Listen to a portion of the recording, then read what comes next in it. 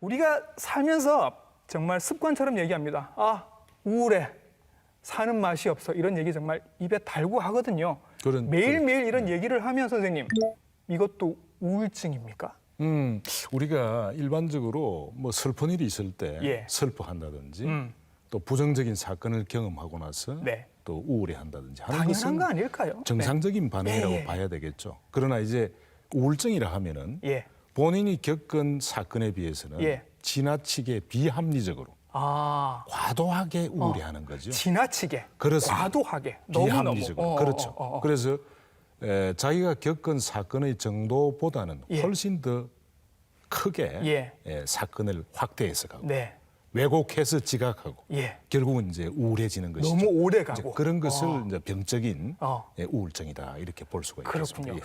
우울증하면 일단 우울한 감정은 기본적으로 있을 것 같습니다. 그거 말고도 다른 증상들도 많지요. 그렇습니다.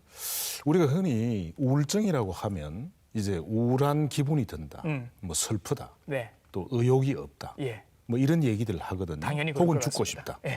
그러나 사실은 이런 심리적인 증상이나 또는 마음의 이런 문제보다는 신체적인 증상이 오히려 더 많다 이렇게 볼 수가 있습니다. 신체적인 증상. 그렇습니다. 예를 들면 어떤 게 있을까요? 예를 들면 뭐 우울증이 진행되고 나서 사실은 본인이 의학적으로 설명되지 않는 통증을 어디가 아프다. 여기저기 자꾸 아프다. 그렇습니다. 머리나 허리 통증을 비롯해서 전신적으로 이 몸살처럼 아프기도 하거든요. 아, 우울증인데 온몸이 아파요. 그렇습니다. 그리고 이제 소화장애나 소화가 잘 안 되고 식욕이 뚝 떨어지는 거죠. 밥맛이 없다. 그래서 아마도 대개의 그 주요 우울장애의 경우에는 한 달 안에 자기 체중의 한 5% 이상이 빠지거든요. 식욕이 떨어져서. 그렇습니다. 60kg였는데 한 3kg 정도가 한 달 만에 쭉 빠져버린다. 그렇습니다. 다른 때는 뭐 소화장애라든지 혹은 또 불면증이 심각해지거든요. 아, 잠이 안 온다. 그렇습니다. 그래서 이제 예를 들면 잠이 들기도 어렵지만 중간에 잠이 깨고 나면 다시 잠들기가 어려워. 아, 새벽에 깨버려서 이제 그렇습니다. 계속. 그래서 혹은 이제 이걸 우리가 중기 내지는 후기 불면증이 심각해지거든요. 그래서 이제 이런 분들은 흔히 내과적인 문제로 또 내과에 찾아가서 신체적인 통증이나 소화장애 이런 등을 이제 검사를 반복하게 되는 경향이 우울증이라고 있죠. 생각은 못 하시고 그렇습니다. 내과에 가서 내가 소화가 안 돼요. 그다음에 그렇습니다. 잠이 안 와요. 수면제 좀 주세요. 이런 식으로 그렇습니다. 말씀을 하시는군요. 결국은 이제 그러나 결국 뭐 내과적인 검사 결과에는 이상이 없게 나타나는 거죠. 그러다 보니까 결국은 이런 분들은 일종의 건강 염려 상태에 빠지기도 합니다. 이건 뭐 검사 결과에 나오지는 않지만 본인이 심각한 어떤 내과적인 질병을 가지고 있지 않나. 검사를 받아봤자 이상이 안 나오겠죠. 그렇죠. 그렇죠. 근데 이제 자기는 본인은 불편하니까 자꾸 검사를 받으시는 거예요. 가령 예를 들면 뭐 소화장애가 심하거나 통증이 올 때는 암 같은 그런 심각한 질병을 본인이 이제 나는 있을 것이다 그렇게 생각을 하는 거죠. 반복해서 집착하게 되는 거죠. 그리고 자꾸 검사를 받고 결과가 나올 때까지 닥터 쇼핑을 한다, 병원 쇼핑을 한다고 얘기를 그렇습니다. 하죠. 병원 쇼핑을 하는 경우도 하나죠. 혹시 그러면 건강 염려증을 지금 갖고 계신 분들 중에 내가 우울증이 있지 않는지 한 번쯤은 꼭 점검을 해볼 필요가 있다 이러고 여러 가지 그런 뭐 재미나 맛이 떨어지면서 때로는 약간 비전형적으로 오히려 식욕이 확 증가하면서 이제 폭식으로 이어지는 경우도 있거든요. 그렇군요. 또 때로는 잠이 너무 많아져서 과수면 상태에 빠지는 소위 비정형적 우울증도 있습니다. 너무 안 자고 안 먹는 게 아니라 많이 자고 많이 먹는 경우에도 우울증의 증상이 될 수 있거든요. 그렇습니다. 그런 거를 이제 우리가 비전형적 우울증이다 이렇게 표현하기도 하거든요. 자, 우울증이 우울한 느낌도 문제가 되지만 이게 가장 무서운 게 나중에 자살로 연결이 될 수 있다는 게 가장 큰 문제 아니겠습니까? 그렇습니다. 우울증으로 고통받는 분들이 뭐 우리가 약 한 60%에서 70% 정도는 자살 생각을 가지게 되는 거죠. 그런 것 같아요. 그중에서 결국은 한 10 내지 한 15% 정도에서는 사실은 실제 자살 기도를 하게 됩니다. 지금 우리가 사실은 우리 대한민국이 불행하게도 자살률에 있어서는 1위잖아요. 세계 1위입니다. 특히 이제 최근에는 노인 자살률을 보면은 전 세계 단전 1위거든요. 그렇죠. 이웃 나라의 약 한 5배 이상 되는 네. 아주 심각한 사회 현상으로 예. 현재 우리나라 정신 건강 차원에서 보면은 네. 이 자살률이라 하는 것, 예. 이 높은 자살률이 단연 화두가 되고 있다. 예. 이게 국가 정책의 하나의 아젠다 예. 순위에 네네. 아주 선두에 서 있는 그런 무거운 과제입니다. 예. 예. 한국 노인의 그 자살 이후로 이제 절망을 뽑지 않고 무망이라고 얘기를 하더군요. 절망은 예. 희망이 있다가 사라지는 건데 무망은 아예 처음부터 희망이 없다. 그렇게 해서 자살률이 굉장히 높아진다 이런 얘기도 하는 것 같습니다. 그러면 선생님, 예. 내 주변에 예를 들어서 우울해 보이는 분이 있는데 이분이 너 혹시 자살도 요즘 생각해? 이렇게 여쭈어봐도 돼요? 그렇죠. 이 사실 우리가 예. 우울해하는 분에게 그런 심각하고 무거운 주제를 하면 안 될 것 같아서요. 질문하는 게 조금 꺼려지는 것도 네네. 사실이거든요. 네. 그러나 이제 우리가 원칙적으로 봤을 때 네. 오히려 비교적 직접적으로 자살 생각에 대해서 물어보는 것이 중요합니다. 물어봐도 되는 거죠? 그렇습니다. 제가 의사가 아닌 경우에도 그렇게 물어봐도 되나요? 친구인데. 그렇죠. 어. 사실은 이제 우리가 생각하면 오히려 그 우울해하는 분에게 그런 자살 사고를 물어본다는 것이 예. 오히려 부추기지 않을까라는 충동질하지 예, 않을까 예, 예. 하는 그런 이제 생각도 가질 수가 있지만 네. 사실은 우리가 임상 경험으로 보면 예. 우울증 환자에게 저희들도 예. 전문가로서 비교적 직접적으로 질문을 하거든요.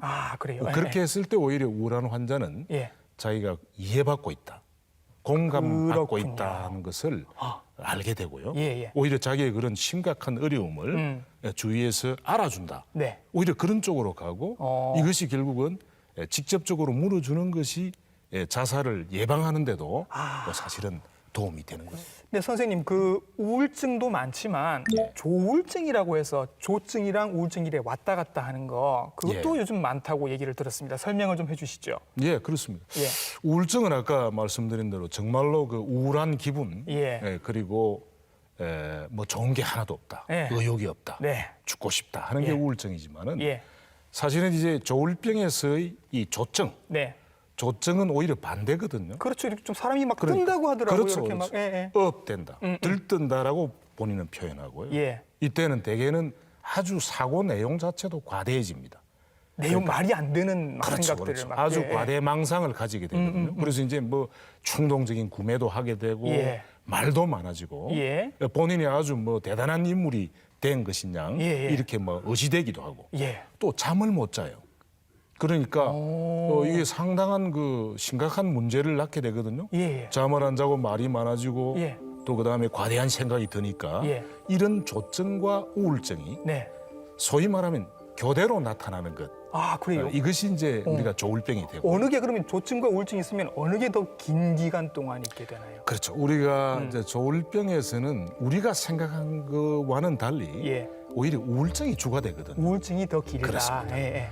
처음에 나타나는 증상도 우울증에서부터 시작되는 게 대부분인 거예요. 예. 그러니까 우리가 조울병도 형태가 여러 가지가 있습니다. 예. 1형이 있고 2형 양극성 장애가 있고 어려운데. 이거 좀. 급속 순환형이 있고 뭐 예, 예. 이런 등등의 예. 이런 그 유형들이 있긴 합니다만 예. 대부분 음. 우울증이 압도적으로 많거든요. 네. 그래서 소위 조울병 속의 우울증, 예. 이 우울증을 제대로 감별하는 것. 이것은 우리가 흔히 말하는 우울증, 소위 당극성 우울증과는 차이가 납니다. 그러면 그렇죠. 계속 우울하다가 어느 날 이분이 갑자기 조증이 이렇게 딱 시기가 오면 우울증이 나았다라고 볼 수도 있는데 사실은 우울증이 나은 게 아니라 지금 그렇습니다. 조증 시기에 온 거다. 이렇게 그렇습니다. 봐야 되는 거죠. 그렇죠. 그리고 이제 이 조울병 속의 우울증을 예. 일반적인 우울증으로 오인해서 예. 소위 전문가들조차도 제대로 된 과거력을 잘 살피지 않으면 예.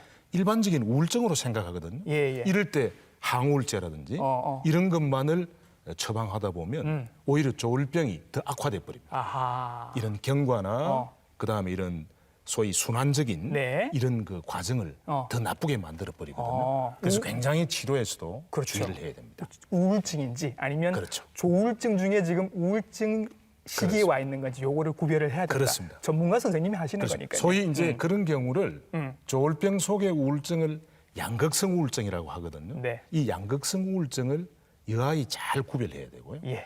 약물 치료도 순수히 항우울제만 써서는 사실 굉장히 곤란이 더 커지게 되는 거예요. 네. 그래서 이런 경우에 이제 우리가 기분 조절제라든지 네. 이런 소위 감정을 조절할 수 있는 그런 약물을 우리가 주로 선택하게 됩니다. 자, 선생님, 제가 이런 얘기도 들었습니다. 요즘 그 편의점에서도 진통제를 팝니다. 그렇죠? 예. 밤에 가면 이제 편의점에서도 진통제를 구할 수 있는데 우울증에 우울증 약 말고 진통제가 효과가 있다라는 얘기를 들은 적이 있습니다. 사실입니까? 아마 저도 뭐 이제 우리 인터넷 뉴스나 이런 쪽을 통해서 예. 또 소문으로 이제 듣기도 합니다만 네. 아마 그것은 최근 연구 결과에서 보면 예. 우울증과 염증 물질과의 관련성이 예. 보고가 되고 있거든요. 아, 그러면 효과가 있을 수도 있겠네요. 그러니까 우리가 흔히 우울증이 온 환자들을 검사를 해보면 예. 소위 사이토카인 같은 소위 그 염증 물질, 통증이 있을 때 막 염증이 있을 때 나오는 물질. 소위 그게 이제 면역 기능에 우울증이 어떤 영향을 준다는 것이죠. 예. 그래서 그런 사이토카인 같은 염증 물질이 증가하거든요. 예. 이제 그런 이유를 보고 아마도 항염증 약물, 소위 진통 소염제가 예. 우울증에 도움이 될 수 있다. 아마 예. 그런 내용인데요. 사실 그건 이제 우리가 염증과 우울증과의 관련성을 그런 식으로 표현합니다만 예. 실제로 우리가 시중에 유통되고 있는 예.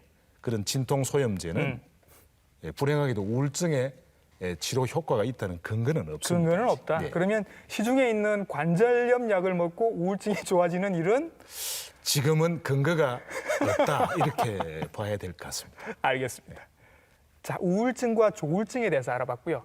최근에 굉장히 슬픈 그리고 황당한 사건이 있었습니다. 서울 강서구 PC방에서 잔혹한 살인 사건이 있었는데요. 가해자가 조현병이 있는 것 같다라는 뉴스가 있었습니다. 조현병. 이게 옛날에 알려진 병명은 정신분열증이죠. 예. 어떤 병인지 좀 설명을 부탁드리겠습니다. 그래요. 이 조현병이라는 것은 예. 대개는 보면 우리가 환청이나 예. 망상, 예. 피해 망상, 관계 망상, 예. 또 부적절한 감정 반응. 부적절한 그렇죠. 감정 반응. 그러니까 예. 이제 혼자 웃거나 네. 웃고 싶은 뭐 상황이 아닌데도 아닌데 그렇죠. 부적절하게 웃거나 예, 예. 또 아주 감정 반응이 예. 적절성을 잃는 것이죠. 예. 그렇기 때문에 이 조현병 환자들은 흔히 보통 사람들이 주변에서 봤을 때는 예. 이해할 수 없는 행동을 하게 됩니다. 그냥 혼자 다니면서 이렇게 막 그렇죠. 실실실 웃거나 혼자 말하고. 누구랑 얘기를 하는 것처럼 막 그렇게 그렇죠. 하거나 그런 경우에 아마 우리는 이제 환청 네. 혹은 망상에 예. 영향을 크게 받고 있다 이렇게 보는 것이죠.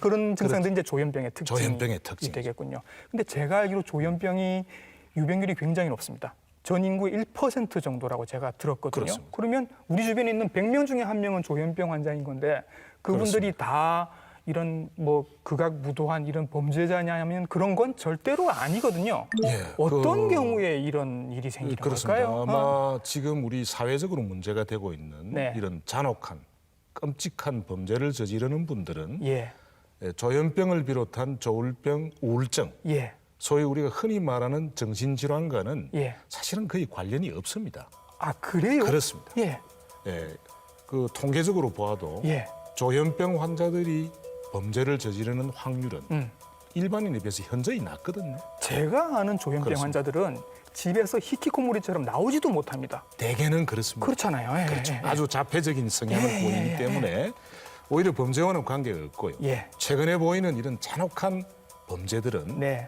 대부분 우리가 흔히 사이코패스라고 그러죠. 아하. 반사회적 인격 장애. 예, 예. 이런 분들은 양심이 없어요. 죄책감도 없고. 이런 분들은 뭐 뻔뻔하게 예. 거짓말도 하고 사기도 치고. 예. 그러니까 상대방의 아픔에 예. 공감할 수 없는 분들이에요. 예. 이런 분들이기 때문에 이런 분들은 또 병원을 찾지 않거든요.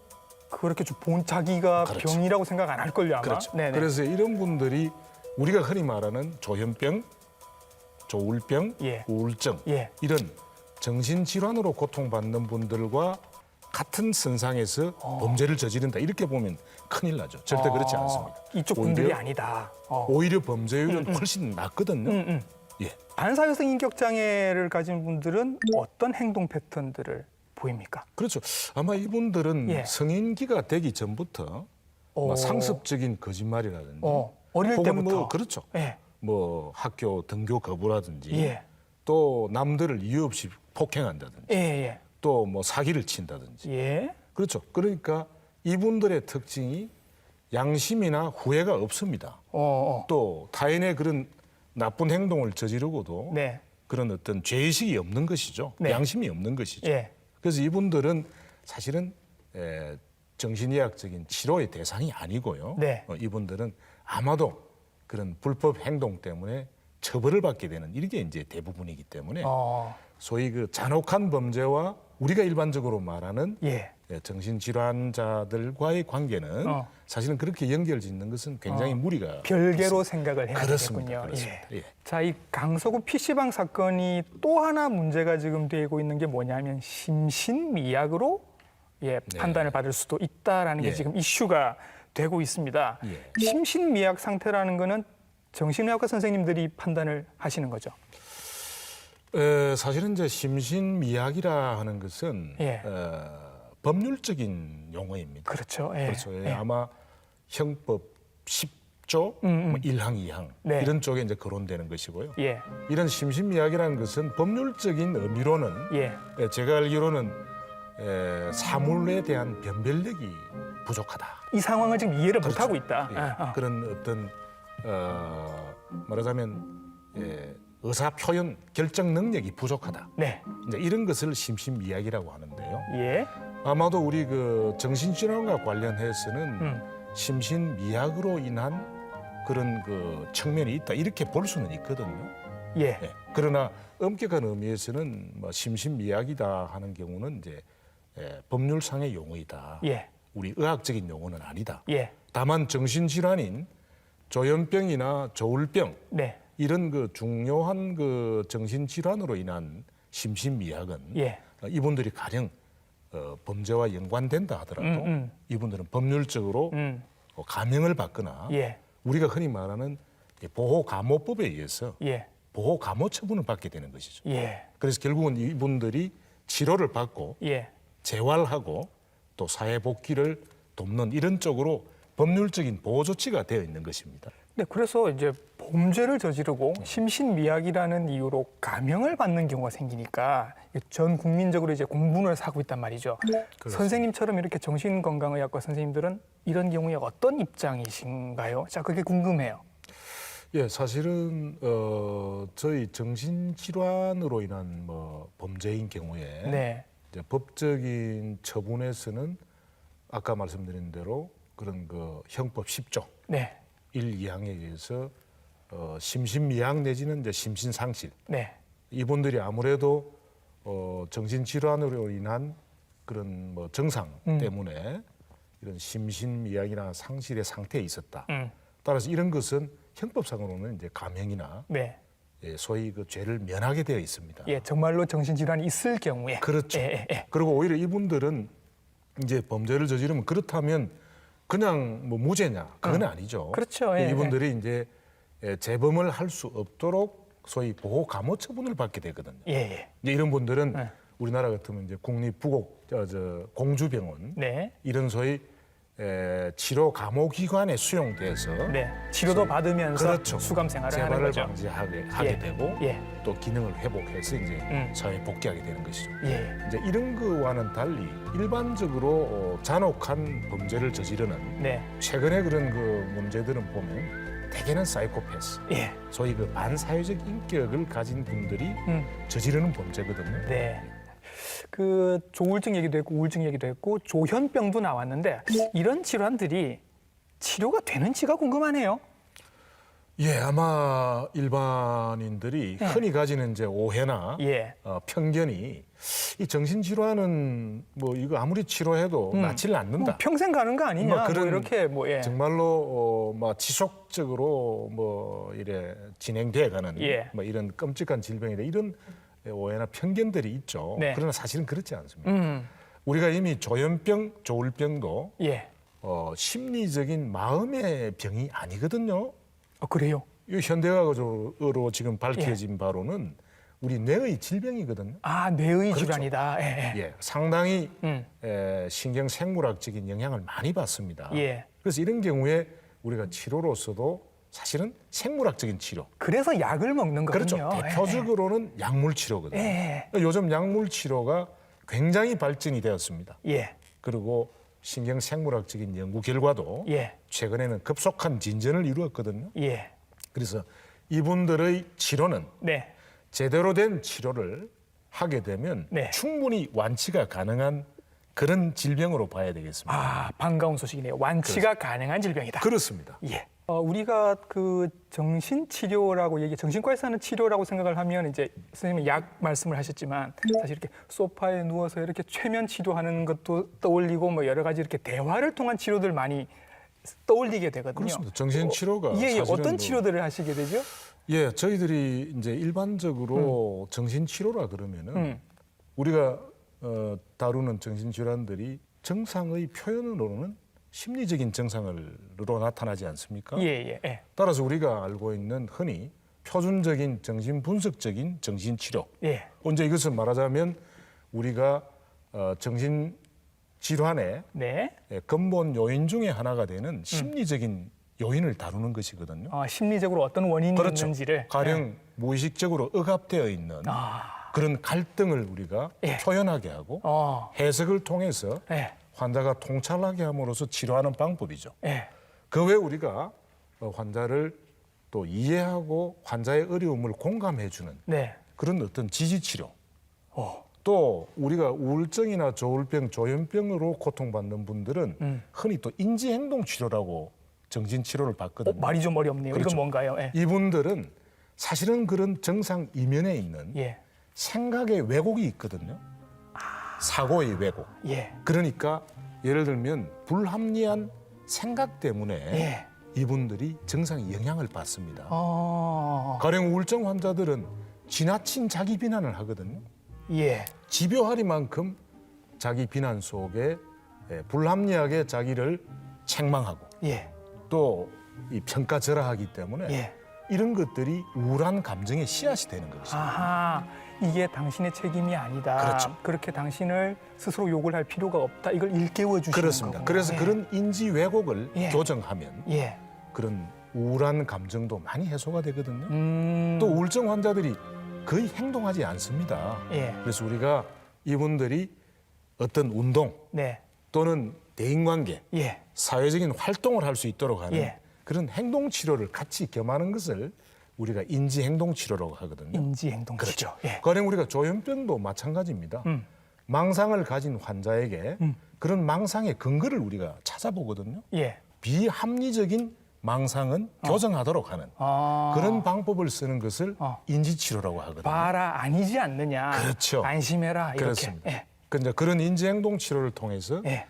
환자들이 자기가 아마 이 과도한 네. 불합리한 생각을 하고 있다. 네. 그런 것들이 결국은 정상과 연관이 된다는 것을 네. 깨닫도록 우리가 정신치료적인 접근을 하는 것이 예. 이제 인지행동치료죠. 왜 그 외에 말씀- 여러 가지 정신치료의 기법들은 예. 많이 있습니다만 우리가 심리치료적인 접근이라는 것은 정신질환에서는 반드시 중요한 하나의 축이 되는 것이죠. 예. 최근에 우리가 약물치료나 생물학적인 치료 방법들이 아무리 발전을 해도 예. 결국은 이분들의 심리적인 요인을 다루어 주지 않고서는 네. 완전한 치료가 될 수 없는 것이죠. 약물 치료와 이제 이런 치료를 같이 병행해서 진행을 그렇습니다. 하시는 결국은 거군요. 통합적으로 다루어 가야 하는 것이죠. 실제로 보신 환자 중에 이름은 얘기하지 마시고 어떤 경우가 있었다라고 설명을 좀 해주실 수 있을까요? 예. 예, 뭐 늘 저희들이 임상적으로는 접하는 분들인데 네. 가령 우울증 환자인 경우에 그렇습니다. 뭐 실제로 저를 찾아온 뭐 50대 여성분인데요. 예. 이분은 계속해서 자기가 이 죄책감을 가지고 있다고 호소하거든요. 죄책감을. 그렇죠. 예. 자기가 잘못해서 주위의 가족들이 불편하다. 내 아이가 계속- 공부를 못하는 것도 그렇죠. 내 때문이고 결국은 우리 남편이 사업에 실패한 것도 다 나 때문이고. 그렇죠. 예, 그렇죠. 그래서 지나치게 자기를 책망하거든요. 예. 그래서 이제 우리가 면담 시에 예. 이제 그런 분을 지적을 합니다. 그런 예, 부분을. 예. 그래서 지나치게 자기를 책망하고 또 죄책감을 갖게 되고 예. 그것이 하나의 원인인데 예. 그 생각 자체가 과도하다는 거죠. 그래서 이제 그분을 우리가 치료할 때 사실은 그렇게 자기를 책망할 이유가 있나 없나, 네. 근거가 있나 없나를 따져봅니다. 예. 맞는 증거 찾기를 하고요. 예. 또 자신의 신념이 틀렸다는 증거 찾기를 하게 되거든요. 예. 결국은 자기가 지나치게 과도하게 예. 자기를 비난하는 태도를 취했다 어. 하는 것을 환자가 알게 되고 그것이 결국 이제 우울한 감정을 경감시키게 되는 것이죠. 그러면 그 다음부터는 이제 아 이건 다 내 잘못이 아니었구나 이렇게 좀 마음이 편해지시면서 그렇습니다. 예. 예, 그렇죠. 우울한 감정도 좋아지고. 예. 그러면 이런 치료를 받고 계시는 분들 주변에 계시는 분들도 조금 신경을 쓰셔야 되는 게 있겠죠. 그렇습니다. 예. 주변 가족들은 정신질환으로 고통받는 분들을 예. 대할 때 가족이라고 지나치게 막대하는 경우가 있거든요. 또 지나치게 간섭하거든요. 네. 이제 이런 것은 금물이고요. 예. 소위 고통받고 있는 가족 입장에서 공감적인 태도를 가지는 게 중요합니다. 공감하는 대로. 그렇죠. 예. 지나치게 간섭하거나 넌 너가 왜 이런 생각을 가지냐. 이건 너가 마음을 강하게 가져야지 하는 일방적인 이런 충고는 금물이거든요. 마음 먹기 나름이지 그걸 왜 그렇게 생각해? 남들 다 잘 살아가는데 너 혼자 그렇게 우울해? 이런 얘기는 절대로 하시면 그렇지 안 된다는 거죠. 예. 중립적인 태도. 그 환자의 마음을 헤아리는 예. 그런 따뜻한 격려가 필요하고요. 네. 치료가 필요한 정신질환인 경우에는 반드시 치료를 받도록 환자를 격려해야 합니다. 네. 예. 섣부른 뭐 그런 충고라든지 네. 또 비난이라든지 네. 이런 것은 곤란하거든요. 예. 오히려 환자의 정상을 악화시킵니다. 필요하면 바로 병원으로 데리고 가서 상담을 한번 그렇죠. 받아보고. 치료를 권유해야 될 경우에는 예. 꼭 치료를 받을 수 있도록 그런 격려를 아끼지 말아야 합니다. 세상이 많이 바뀌었지만 그럼에도 불구하고 아직까지 정신과 병원의 문턱을 조금 높게 느끼시는 분들이 실제로 많이 계시기 때문에 그런 분들에게 당부 말씀을 부탁을 드리겠습니다. 예, 거듭 말씀드리지만 정신질환은 완치가 가능한 질병일 뿐입니다. 네. 정신건강의학과에 상담을 받는 것이 내가 곧 정신병자라는 건 아니거든요. 네. 그래서 우리가 정신질환에 대한 오해나 편견을 우리가 불식시킬 필요가 있다. 예.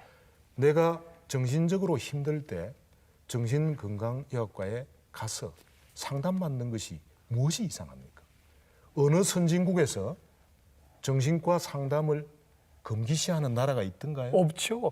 예. 그래서 꼭 내가 심리적으로 힘들고 정신적으로 어려울 때 정신건강의학과 상담을 받도록 하는 것은 중요하고요. 예. 그다음에 우리가 사회적으로도 지금 정신건강의학과 상담이 예. 법적인 불이익, 예. 뭐 때로는 뭐 보험에 가입에 어떤 불이익이 있다. 그런 거 있다고 하던데. 이런 것도 예. 사실은 큰 말하자면 문제이고 네. 꼭 아마 법적으로 해결될 그런 부분이고. 꼭 해결이 돼야죠. 그렇죠. 예. 이번에 아마 경증 질환으로 일반적인 정신 질환들이 대부분 편입됨으로써 예. 그런 법적인 불이익이 예. 많이 불식될 걸로 보입니다. 경증 장애로 이번에 그죠? 경증 질환으로. 질환으로. 예, 그렇습니다. 예. 그래서 우리가 정신적으로 고통받는 분들이 우리가 정신건강의학과에 가서 예. 상담받고 치료하는 것이 결코 다른 신체적인 질병과 하등의 차이가 없다. 네. 꼭 치료받으면 완치될 수 있다. 이것은 아주 중요하다고 저는 생각을 합니다. 그렇죠. 세상이 많이 바뀌었습니다. 이제 지체하지 마시고 내 마음이 아플 때는 꼭 가서 치료를 받으시기 바라겠습니다. 정신질환들에 대해서 궁금한 점 많이 여쭤봤고 또 많이 좋은 대답 많이 해주셨습니다. 정신건강의학과 전문의 제영묘 선생님과 함께했습니다. 선생님 수고하셨습니다. 예, 감사합니다. 네.